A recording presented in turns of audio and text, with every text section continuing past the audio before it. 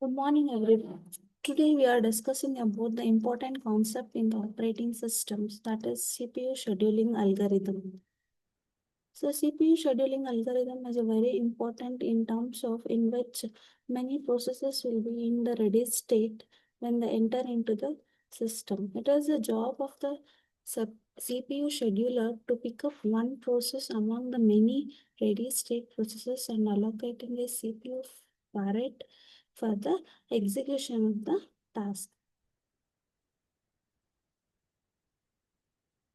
So first we will understand the definition of the CPU scheduling. CPU scheduling is a process of selecting a process which is present in a ready queue and allocating a CPU for it for the completion of its task. As we all know that many processes will be present in the ready queue, and it is a responsibility of the scheduler to pick one among the ready processes and allocating a CPU for it for the process execution. To do so, we have many CPU scheduling algorithms available. Among them, first come first serve, shortage of first, priority scheduling, round robin, multi-level queue scheduling, multi-level feedback queue. So among all of this, first we are going to discuss about first come, first serve.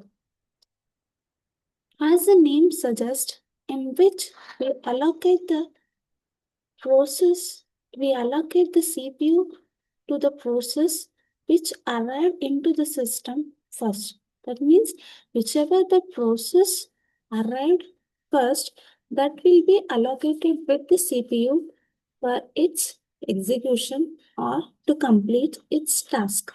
Here we need to know about some of the terminologies that we are going to use. Arrival time is nothing but the time in which the process enter into the system. And burst time is nothing but you can also call it as CPU time, which is the amount of time required by the process to complete its task.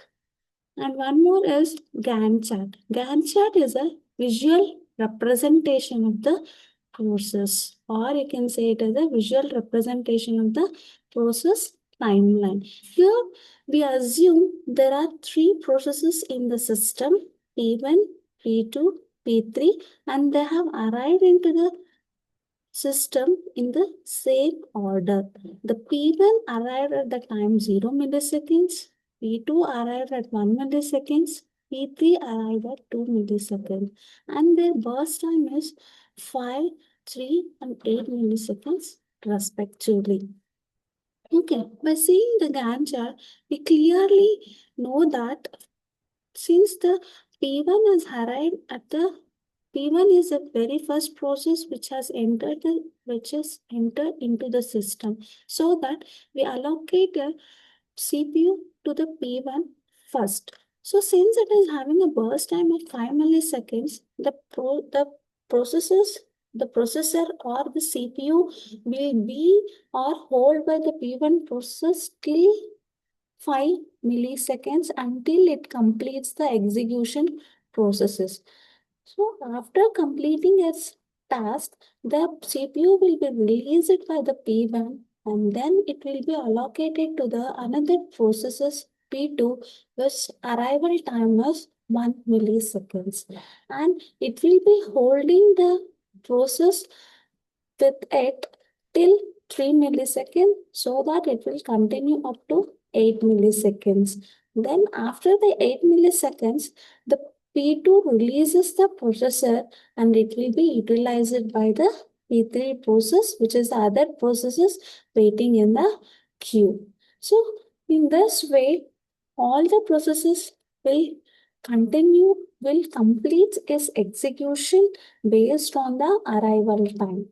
Okay, in this, the FCFS is mainly focusing on the CPU utilization criteria, and all the processes will be given or allotted with the CPU based on their arrival time.